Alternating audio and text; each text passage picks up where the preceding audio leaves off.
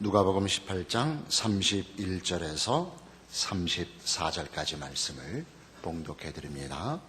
누가복음 18장 31절에서 34절까지의 말씀입니다. 예수께서 12 제자를 데리시고 이르시되 보라, 우리가 예루살렘으로 올라가노니 선지자들을 통하여 기록된 모든 것이 인자에게 응하리라. 인자가 이방인들에게 넘겨져 희롱을 당하고 능욕을 당하고 침뱉음을 당하겠으며 그들은 채찍질하고 그를 죽일 것이나 그는 3일 만에 살아나리라 하시되 제자들이 이것을 하나도 깨닫지 못하였으니 그 말씀이 감추었으므로 그들이 그 이르신 바를 알지 못하였더라. 예수님께서 예루살렘에 이제 근접하셔서 제자들에게 본문에 있는 대로 인자가 이방인들에게 넘겨져 희롱을 당하고 능욕을 당하고 침뱉음을 당하겠으며 그들은 채찍질하고 그를 죽일 것이나 그는 3일 만에 살아나리라 라고 말씀하십니다. 34절에 기록된 대로 제자들이 이것을 하나도 깨닫지 못하였다라고 기록하고 있습니다. 누가복음의 가장 중요한 그 부분은 아마 누가복음 9장에서부터 시작하는 이 예루살렘으로 가는 길일 겁니다. 누가복음 9장에 가보시면 예루살렘으로 올라간다는 것이 어떤 의미를 가지는지 이렇게 기록되어 있습니다. 누가복음 9장 18절입니다. 예수께서 따로 기도하실 때 제자들이 주와 함께 있더니 물어 이르시되 무리가 나를 누구라고 하느냐? 대답하여 이르되 세례 요한이라 하고 더러는 엘리야라 더러는 옛 선지자 중에 한 사람이 살아났다 하나이다. 예수께서 이르시되 너희는 나를 누구라 하느냐? 베드로가 대답하여 이르되 하나님의 그리스도시니이다 하니 경고하사 이 말을 아무에게도 이르지 말라 명하시고 이르시되 인자가 많은 고난을 받고 장로들과 대제사장들과 서기관들에게 버림받아 죽임을 당하고 제3일에 살아나야 하리라 하십니다. 여기서 이제 처음 예수님은 당신의 순환을 얘기하고 이러기 위하여 그 51절에 보시면 같은 9장의 51절에 예수께서 승천하실 기약이 차감에 예루살렘을 향하여 올라가기로 굳게 결심하시고 이제 오늘 18장에서 본 바와 같은 그 내용이 예루살렘으로 올라가는 길에서 일어나는 것입니다. 그것은 다만 어떤 여정, 어떤 거리가 아니고 죽으러 가시는 과정에서 죽음을 향하여 가는 길에서 하신 말씀드린 것입니다. 이 누가복음 9장 20절에 보면 그 유명한 베드로의 고백이 나오죠. 너희는 나를 누구라 하느냐? 베드로가 대답하여 이르되 하나님의 그리스도십니다 합니다. 하나님의 그리스도라는 것은 하나님이 약속하신 그 메시아입니다. 구원자입니다. 이렇게 얘기를 했죠. 그러자 주께서 나는 죽어야 된다라고 답을 하셨습니다. 물론 아무도 알아먹지 못했습니다. 우리가 예수를 믿는다고 하는 것은 참으로 놀랍고 신비로운 것이라서 실제로 믿으면서도 자기가 믿는 게 뭔지 모르는 교인들이 허다합니다. 안 믿어지시겠지만 오늘 내용을 따라가 보면 여러분 내가 믿는 게 정말 제대로 된 기독교에 대한 이해였나 하는 한 번의 그 돌아봄이 필요하게 될 것입니다. 베드로가 예수를 하나님의 그리스도십니다라고 고백하기 위해서는 그 앞에 4장부터 출발하여 9장 이 앞까지 이르는 많은 예수님의 이적과 동행하여 본 증거들이 있습니다. 이건 틀림없이 하나님의 종이다. 하나님이 보낸 그 약속된 메시아라는 항복을 하기에 충분했던 증거와 예수님의 행적이 있습니다. 베드로의 고백이 주는 마태복음식으로 하면 그리스도시요 살아계신 하나님의 아들이십니다라는 고백이 가지는 그 고백은 어떤 의미에서 우리 모든 성도들이 가지는 고백이며 충분한 예수에 대한 이해일 거라고 생각합니다.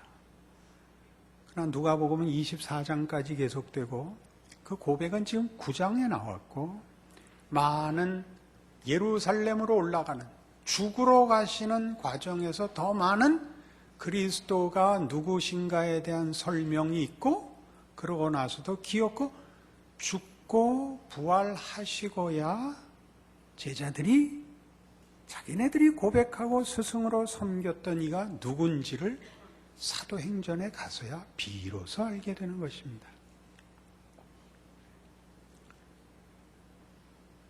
예수를 그리스도라 고백한 것으로 사실 기독교 신앙은 끝이어야 맞지 않습니까? 예수님이 메시아고 구원자고 하나님의 아들이라면 그 다음에 더 이상 무슨 문제가 남겠습니까? 그가 자기 백성을 구원하기 위하여 육신을 입고 여기 오셨고 죽은 자를 살리시며 풍랑이는 바다를 잠잠케 하시며 모든 병을 고치시며 귀신을 쫓아내시는데 그 이상 무슨 행적, 무슨 가르침이 더 남아있을 필요가 있겠습니까? 이 사실은 암묵적으로 모든 신앙인들이 생각하는 것입니다. 예수를 믿었고 예수는 우리를 구원하기 위하여 오신 하나님의 아들로서 능력과 사랑의 구체적 임재입니다. 우리에게 그런 보상과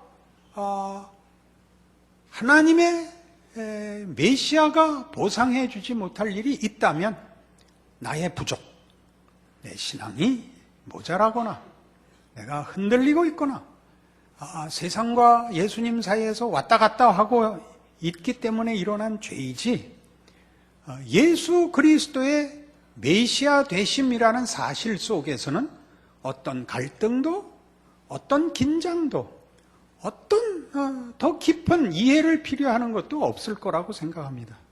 그러나 누가복음이 얘기하는 모든 복음서가 얘기하는 것은 바로 그 예수에게 문제가 있다는 것입니다. 예수님은 구세주인데 죽으러 오셨습니다. 죽고 끝납니다. 복음서는 다 예수님이 죽고 끝납니다. 죽음이 완결입니다.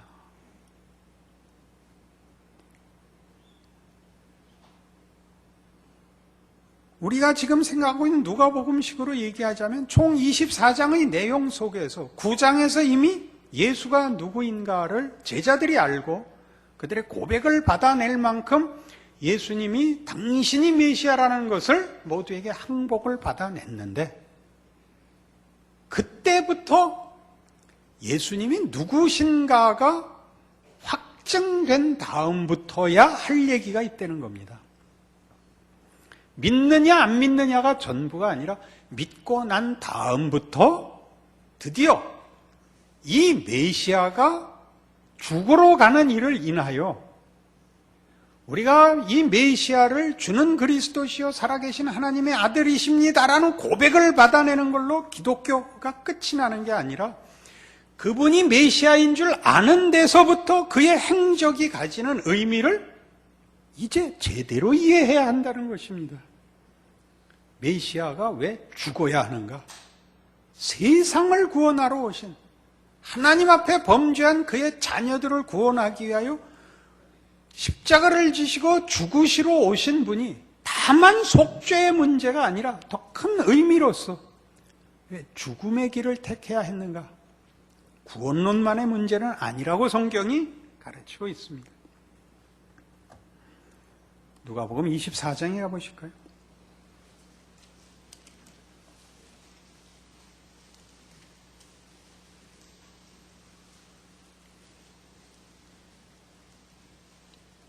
누가복음 24장 13절입니다.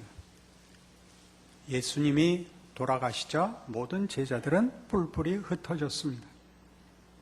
엠마오로 가는 두 제자 이야기가 13절 이하에 나옵니다. 그날에 그들 중 둘이 예루살렘에서 25里되는 엠마오라 하는 마을로 가면서 이 모든 된 일을 서로 이야기하더라. 그들이 서로 이야기하며 문의할 때 예수께서 가까이 이르러 그들과 동행하시나 그들의 눈이 가려져서 그인 줄 알아보지 못하거늘 예수께서 이르시되 너희가 길 가면서 서로 주고받고 하는 이야기가 무엇이냐 하시니 두 사람이 슬픈 빛을 띠워 머물러 서더라. 그 한 사람인 글로바라 하는 자가 대답하여 이르되 당신이 예루살렘에 체류하면서도 요즘 거기서 된 일을 혼자만 알지 못하느냐.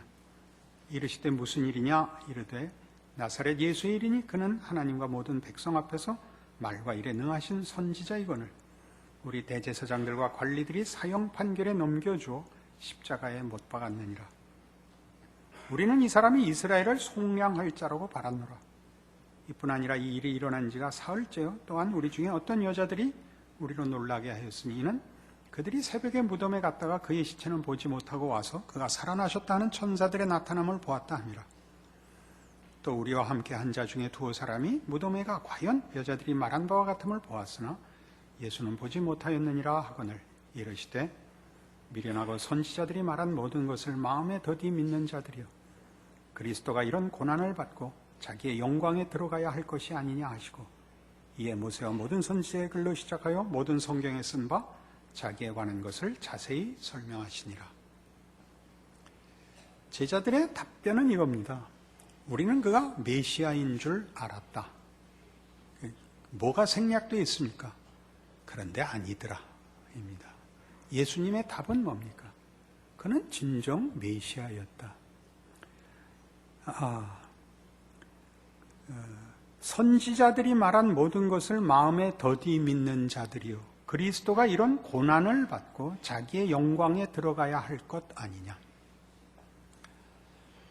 그리스도께서 영광에 들어가신 것이 다만 우리를 구원하신 것에 국한되지 않는다는 것을 기억할 필요가 있는 말씀입니다. 우리를 죄와 사망에서 구원하기 위하여 예수께서 대신 죽으셨습니다. 우리 잘 아는 교리적이고 우리 믿음의 핵심된 내용으로 잘 정리한 것입니다. 그러나 이렇게 물어볼 수도 있습니다. 하나님이 그가 만드신 피조물을 구원하시는 일에 있어서 성자 하나님을 죽음으로써 우리를 구원할 필요가 어디 있느냐라고 당연히 물어봐야 됩니다.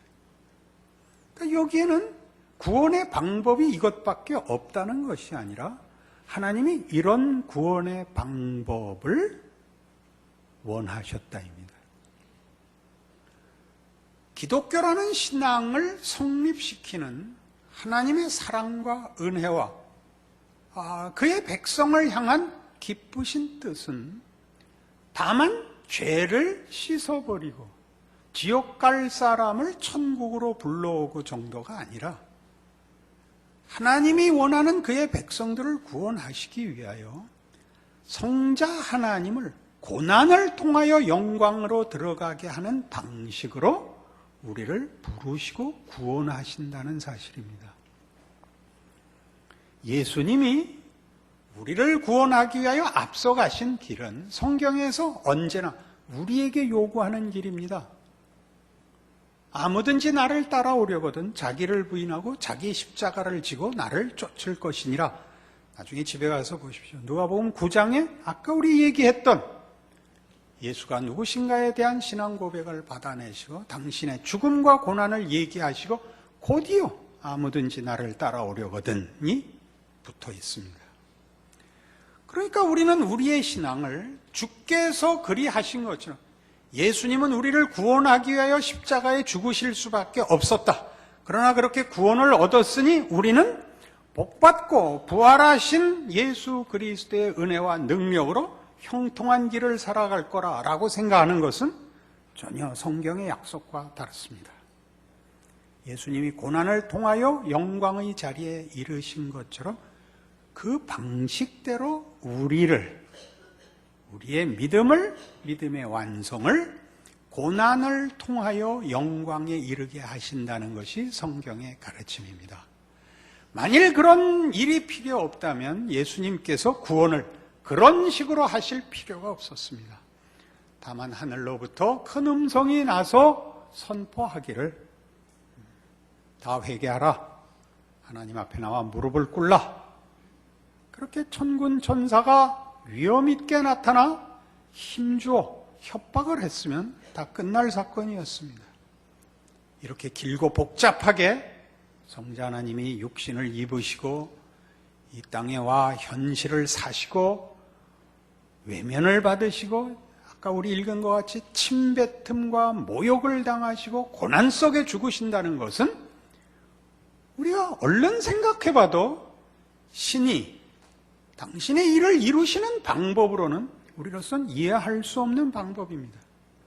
성경은 그것이 우리 자신을 위하여 허락한 하나님의 구원의 깊이, 그의 백성을 향한 하나님의 대접이라고 얘기하는 것입니다. 그래서 우리는 사실 고린도후서 4장에 있는 이 말씀에 대하여 사실 심각하게 기독교 신앙을 제고해야 됩니다.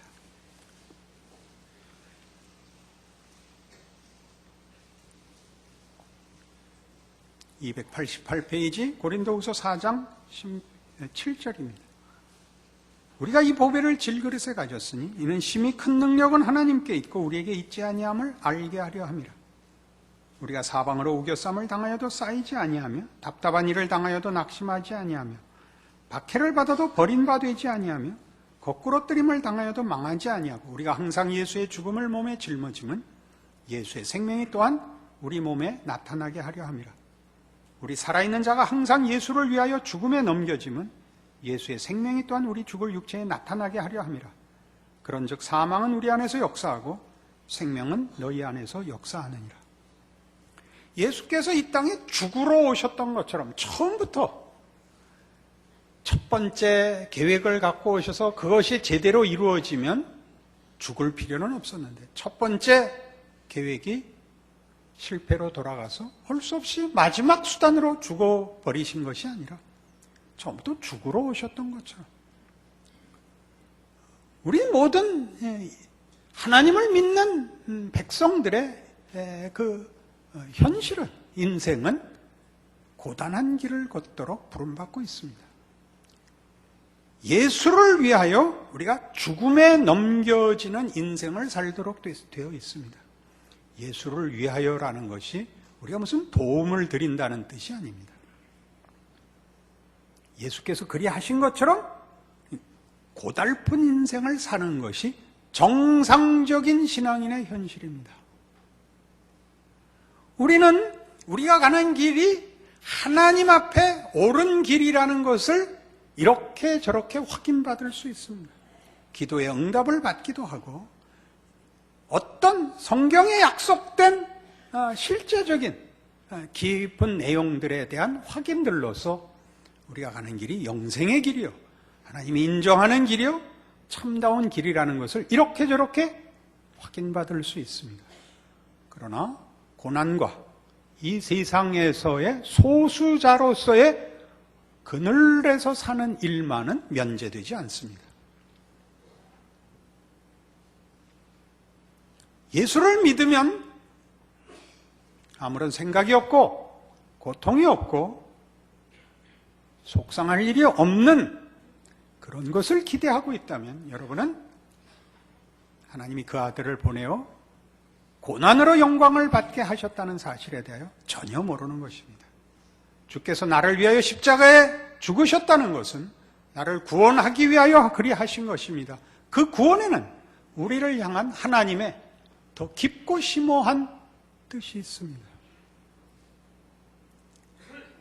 다만 아무 걱정 없이 사는 정도의 존재가 아니라 신성의 깊은 영광으로 부름받은 자에게 요구하시는 하나님의 더 깊은 뜻이 있습니다. 그것이 예수에게서 그리 했던 것처럼 우리에게도 고난을 통하여 영광으로 나아가도록 되어 있습니다.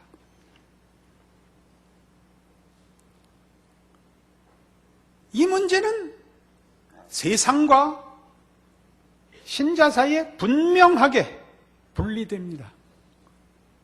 사도행전 4장에 가시면 초대교회 이 문제로 인하여 예수를 믿는 자와 그렇지 않는 자 사이에 이런 분명한 대비가 소개되고 있습니다.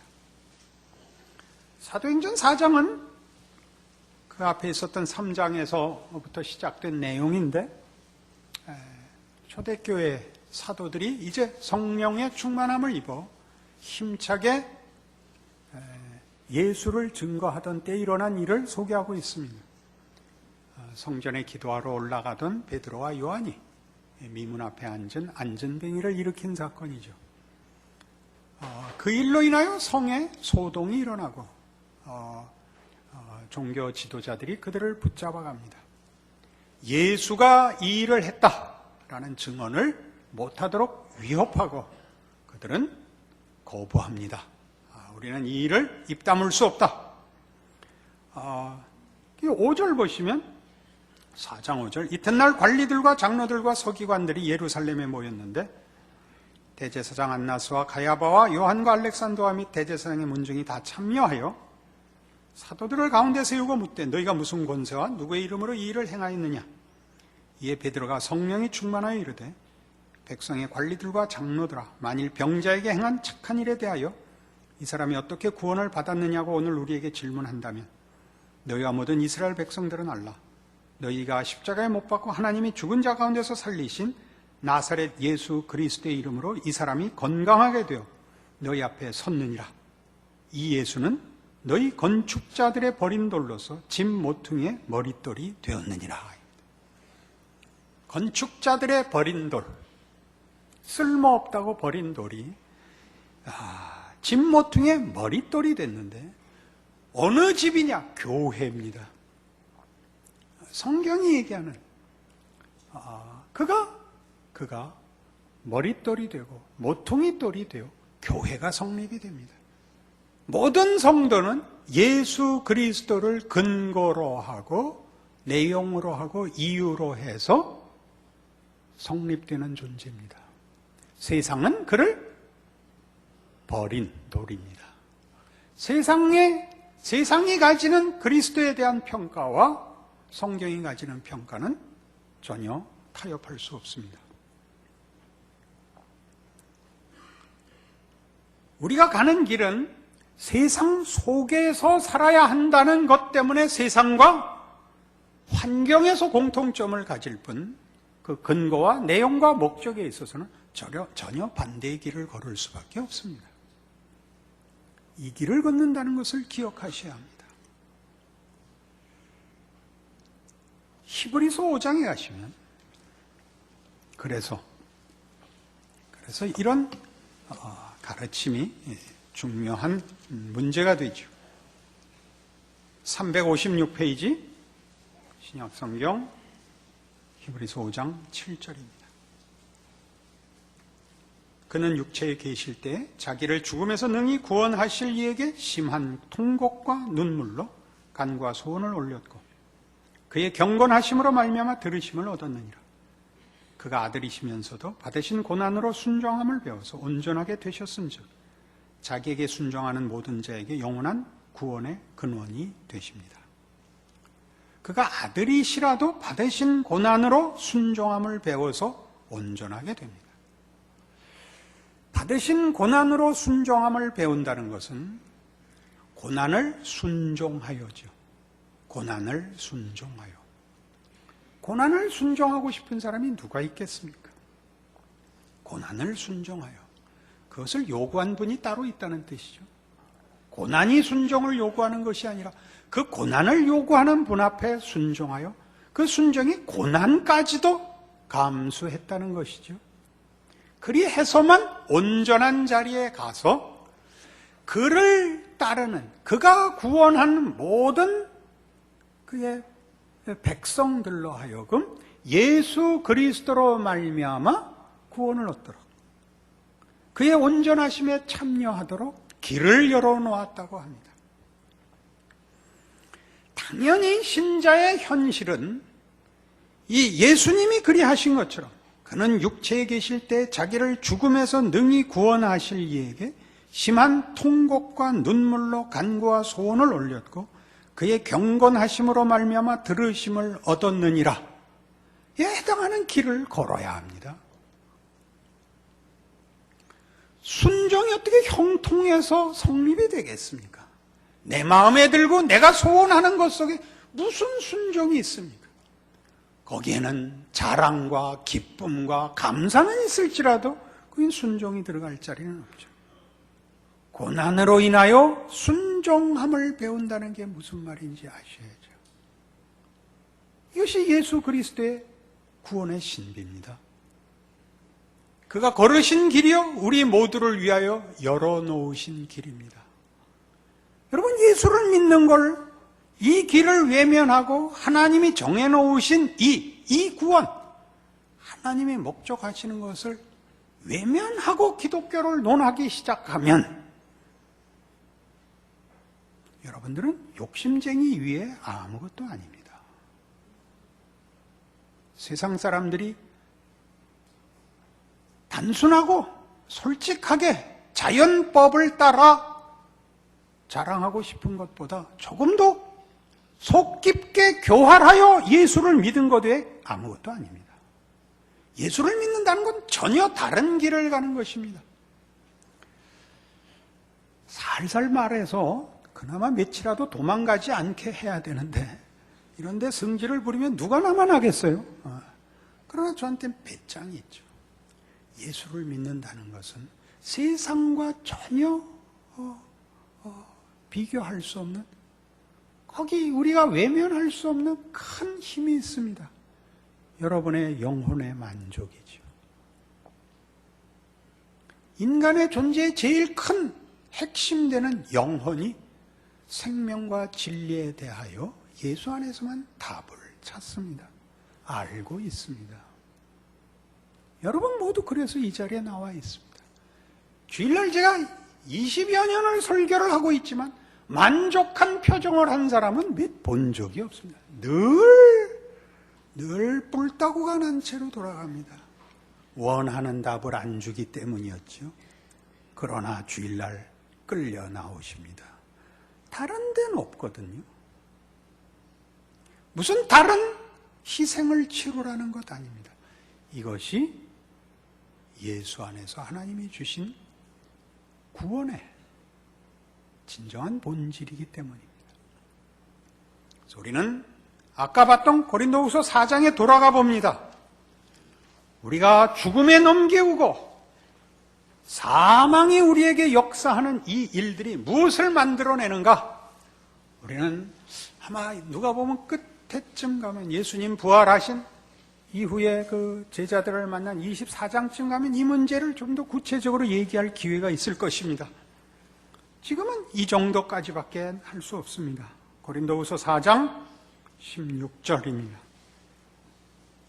그러므로 우리가 낙심하지 아니하노니 우리의 겉사람은 낡아지나 우리의 속사람은 날로 새로워지도다. 우리가 잠시 받는 환난에 경한 것이 지극히 크고 영원한 영광에 중한 것을 우리에게 이루게 함이니 우리가 주목하는 것은 보이는 것이 아니요 보이지 않는 것이니 보이는 것은 잠깐이요 보이지 않는 것은 영원함이라. 이걸 강요하거나 지금 나열할 때는 아닙니다. 우린 예수님의 죽음까지 따라가 보고 그의 부활이 이루어낸 것이 무엇인지도 따라가 볼 것입니다. 그러나 부름은 이미 받았습니다. 제자들이 그랬던 것 같이 주는 그리스도시요 살아계신 하나님의 아들이십니다. 알고 있습니다. 그 고백이 끝이 아니라 이제 시작이라는 것 기억하십시다. 메시아이심이 확정된 상태에서 메시아는 무엇을 하러 오셨는가 봅시다. 우리가 기대하는 것, 당시 유대인들이 기대했던 것과 달랐던 예수와 마찬가지로 오늘 우리가 사는 시대에 우리가 기대하는 예수, 우리가 기대하는 신앙과 기독교는 어떻게 다른가? 따라가 보십시다.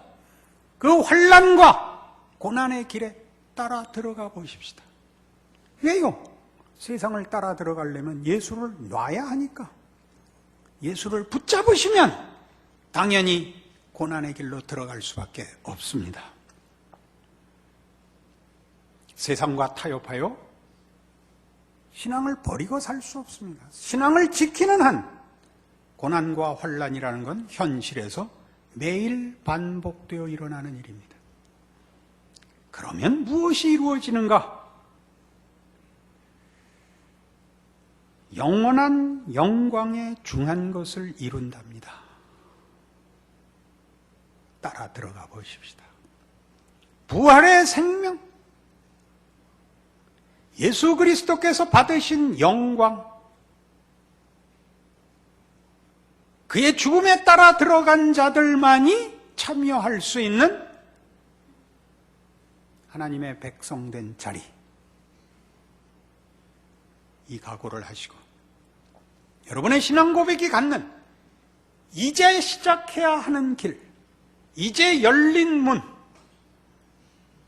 믿음으로 따라 들어가셔서 여러분의 삶이 다만 매일의 고통을 해결하고 억울함을 호소하여 해결을 받고 하는 싸움이 아니라 예수를 죽인 세상 속에서 그를 따르는 자들이 예수의 죽음에 동참해 들어가는 길 속에서 세상이 우리를 핍박하는 것이 그때와 같은 것처럼 예수께서 고난을 통하여 영광의 자리에 들어간 것이 무엇인가도 진리로서 체득되는, 확인되는 우리의 길이라는 것 기억하는 신자의 믿음과 발걸음을 시작하시기를 바랍니다. 기도하십시다. 하나님 아버지 은혜를 감사합니다. 예수를 믿는 것은 만만치 않은 일입니다. 세상을 등져야 하는 일입니다. 예수의 고난에 참여하여 부끄러움과 능력과 고난을 받아야 하는 길입니다. 그러나 그 길이 영광으로 가는 길이요, 우리 안에 지극히 중하고 영광된 것을 만드는 길이랍니다. 예수를 알게 하셨으니 따라 들어갈 믿음과 결단도 주시옵소서. 세상이 변함없이 그리한 것처럼 우리 예수 안에 있는 하나님의 신실하심과 변함없는 은혜와 축복도 무엇인지 알아내고 받아내는 우리의 신앙 고백과 믿음 되게 하여 주시옵소서. 예수님 이름으로 기도합니다. 아멘.